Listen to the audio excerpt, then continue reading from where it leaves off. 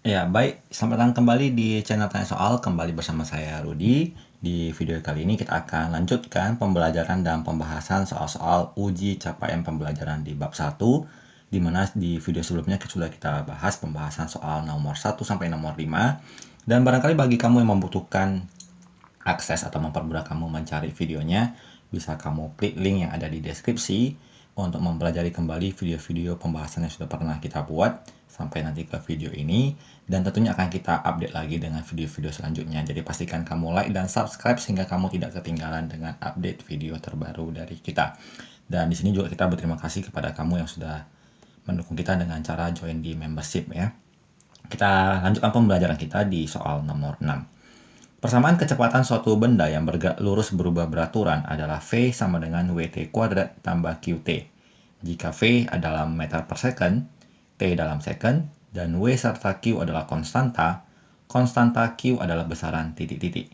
Jadi karena di sini dalam bentuk penjumlahan bisa kita abaikan si W-nya, maka ketika V sama dengan WT kuadrat ditambah QT, dalam bentuk penjumlahan itu harus memiliki satuan atau dimensi yang sama. Jadi V di sini akan sama dengan nilai WT kuadrat, akan sama dengan nilai QT.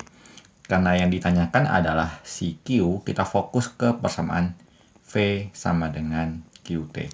Jadi V-nya adalah dalam satuan meter per second, kemudian T-nya detik dalam satuan second, berarti kalau kita bagikan, Q-nya sama dengan meter per second kuadrat. Di mana meter per second kuadrat itu adalah satuan dari percepatan.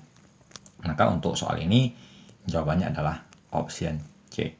Dan barangkali ada yang bertanya, bagaimana kalau seandainya soalnya mungkin diubah, nanti di ujian misalnya, diganti menjadi pertanyaannya adalah bagaimana mencari konstanta dari W. Maka kita lakukan dengan cara yang sama, kita tuliskan V sama dengan WT kuadrat. Jadi meter per second sama dengan W per second kuadrat.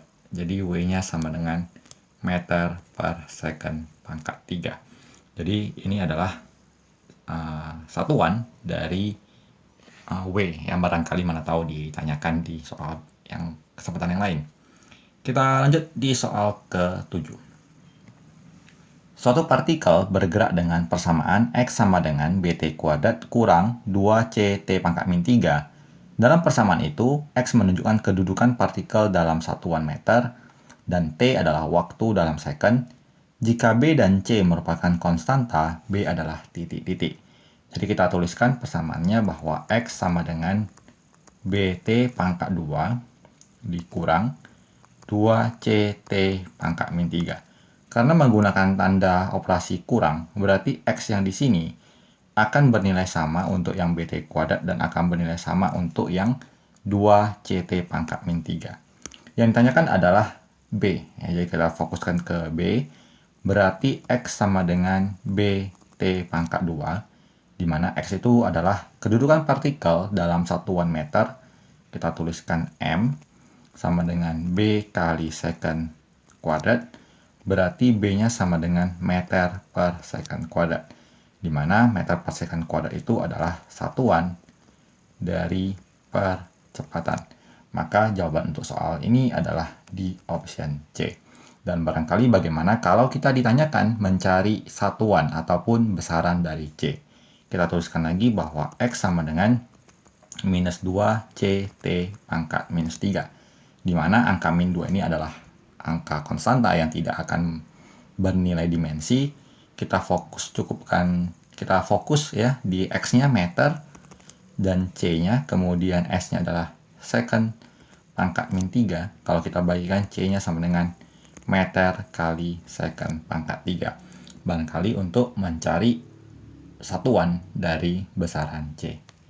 Kita lanjut ke soal berikut, soal nomor 8. Persamaan gas ideal berdasarkan hukum Boyle dinyatakan dengan persamaan P kali V sama dengan K adalah konstanta. Jika P adalah tekanan gas ideal dan V adalah volume gas ideal, satuan K sama dengan satuan dari besaran titik-titik. Kita perhatikan, pertama adalah P sama dengan tekanan.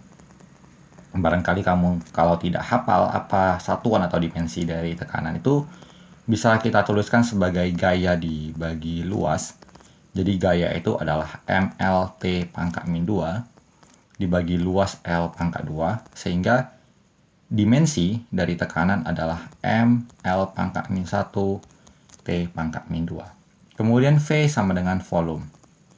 Mungkin untuk mempermudah volume kita anggap balok saja.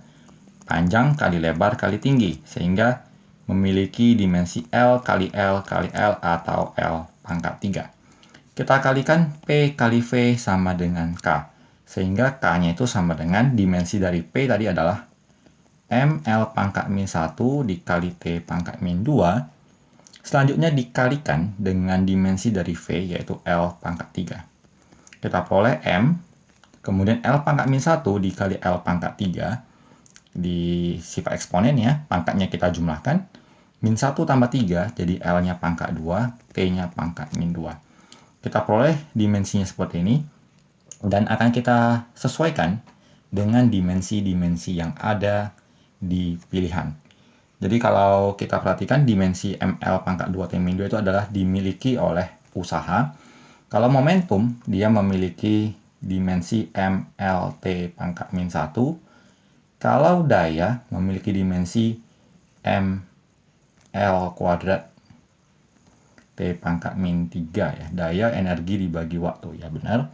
Kemudian usaha sama, gaya adalah MLT pangkat min 2. Kemudian impuls memiliki dimensi MLT pangkat min 1. Jadi mungkin untuk mempermudah pengerjaannya, salah satu caranya adalah menghafal beberapa dimensi dari besaran-besaran yang sering diujikan, sering-sering muncul di soal, seperti gaya, usaha, energi. Itu mungkin ada baiknya dihafal untuk mempermudah pengerjaan soal-soal yang bentuknya seperti ini. Kita lanjut di soal berikutnya. Kapasitas panas suatu zat padat sebagai fungsi suhu dari hasil suatu pengukuran dinyatakan dengan persamaan C sama dengan PT tambah QT pangkat 3. Dengan C adalah kapasitas panas dan T adalah suhu zat. Satuan P dan Q secara berurutan adalah titik-titik. Nah, kalau kita perhatikan, kapasitas panas itu didefinisikan sebagai Q sama dengan kapasitas panas kali delta T. Sehingga Joule sama dengan C kali delta T itu dinyatakan dalam Kelvin, maka C itu sama dengan Joule per Kelvin. Kita dapatkan bahwa satuan dari C adalah Joule per Kelvin. Di sini kita tuliskan rumusan dari soal C sama dengan PT ditambah QT pangkat 3. Karena melibatkan unsur penjumlahan, berarti C di sini sama dengan PT sama dengan QT pangkat 3. Sehingga untuk mencari P-nya kita tuliskan C sama dengan P kali T, Joule per Kelvin sama dengan P kali Kelvin, Kelvinnya ke bawah, berarti P-nya sama dengan Joule per Kelvin kuadrat. Atau mungkin bisa kita tuliskan JK pangkat minus 2. Kemudian C sama dengan QT pangkat 3. Sehingga Joule per Kelvin sama dengan Q kali kali K pangkat 3 ya. Sehingga Q-nya sama dengan Joule per Kelvin pangkat 4 atau Joule Kelvin pangkat negatif 4. Kita perhatikan P-nya adalah Joule per Kelvin kuadrat, kemudian Q-nya adalah Joule per Kelvin pangkat 4. Maka jawaban yang sesuai adalah di option C. Kita lanjut ke soal berikut, soal nomor 10. Raffi mengukur diameter dari pelat logam yang berbentuk lingkaran menggunakan mikrometerskop. Hasil pengukurannya seperti pada gambar berikut. Besar diameter pelat logam tersebut adalah titik-titik. Kita baca dari skala utamanya. Kita perhatikan angka yang di atas, 4, 5, 6, 7, 8. Tidak ada garis yang di bagian bawah. Kita tuliskan skala utamanya adalah 8. Kemudian untuk skala noniusnya kita baca yang di samping segaris dengan yang warna biru ini. Kita bacanya ke atas. Berarti ini 15, ini 16. Berarti skala noniusnya 16. Rumusnya adalah SU ditambah 0,01 dikali SN plus minus ketidakpastian. Skala utamanya adalah 8, ketelitiannya adalah 0,01 dikali skala noniusnya 6 ketidakpastiannya adalah setengah dari ketelitian. Setengah dari 0,01 adalah 0,005. Kita hitung menjadi 8,16 plus minus 0,005, satuannya dalam milimeter. Jadi kalau kita perhatikan, maka jawabannya adalah di option B. Jadi demikian pembahasan soal di video kali ini untuk nomor 6 sampai nomor 10. Semoga bisa dipahami. Dan alangkah berterima kasihnya apabila kamu mau berkenan merekomendasikan channel kita ini kepada teman-teman lain yang barangkali juga membutuhkan referensi atau teman belajar mengenai IPA Fisika. Semoga apa yang kita tampilkan bermanfaat. Sampai jumpa di video berikutnya.